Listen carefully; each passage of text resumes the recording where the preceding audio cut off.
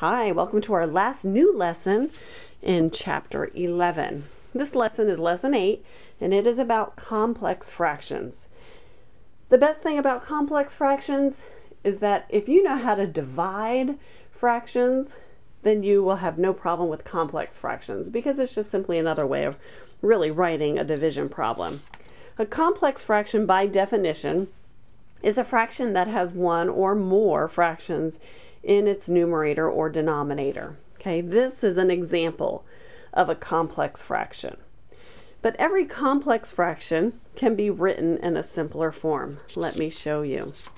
If I take this lovely fraction, I can rewrite it by finding a common denominator. Okay, this would be a 2 over 1, but it's the same thing as 6 over 3. And now I have 6 over 3 plus 1 over 3, which is 7 over 3. Okay, it's a little bit simpler, but it's not considered a simple one, simple fraction. So now I'm going to take that 1 and divide it by 7/3, which means multiplying by the reciprocal, which simply gives me the reciprocal because of the identity principle of multiplication, which is that if I multiply by 1, I get what I started with. So you can see I can transform this complex fraction into a very simple 3 over 7, which I'm sure is what you would prefer me to write on to begin with for your homework. Let's look at some of these problems. You're going to get something like this: x squared minus 9 divided by 1/3 minus 1 over x. Okay, now what you're going to do first is you're going to deal with this. Okay, and you need to give them a common denominator, which of course is going to be 3x, right? Now what do you do to this 3 to get it to be 3x? You're multiplying it by x. So you're multiplying that 1 by x. And what do you do to this x to get 3x? You will multiply it by 3. So we're going to have to subtract this 1 times 3, or simply 3.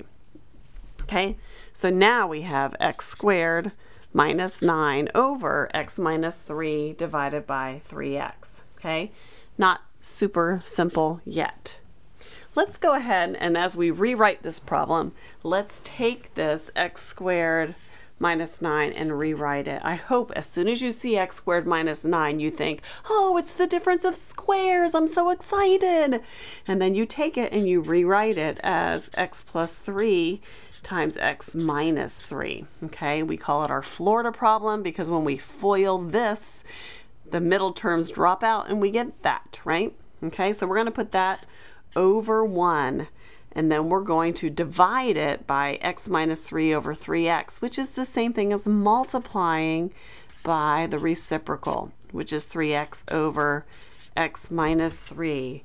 And my favorite part, I get to cancel out what they have the same or matching on the top and bottom, which in this case is only an x minus 3, which is mildly disappointing.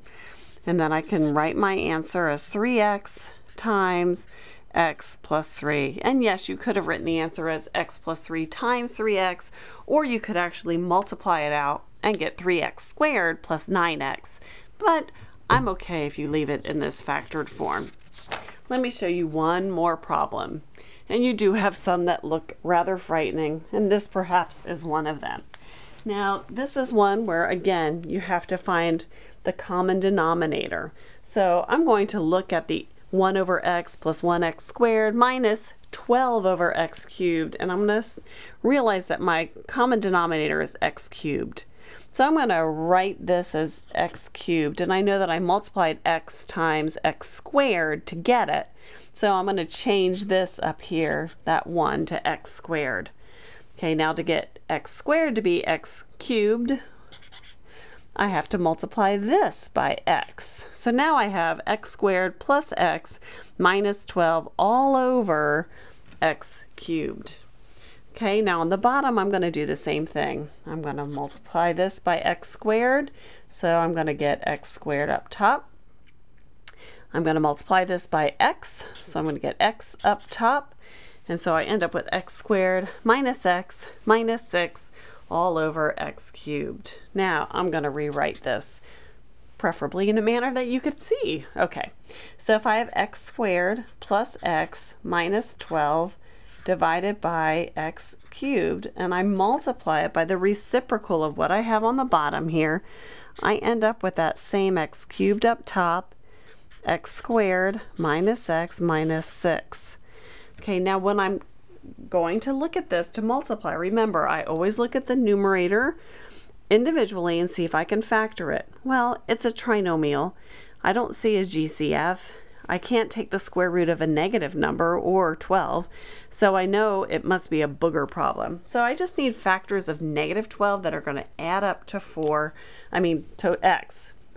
My mind is going ahead of me. So I know it's going to be x plus 4 and x minus 3, because 4 minus 3 is 1, and 4 times negative 3 is negative 12. Okay, I'm going to do the same thing down here, looking for factors of negative 6 that are going to add up to negative 1. So I know it's going to be x minus 3 and x plus 2.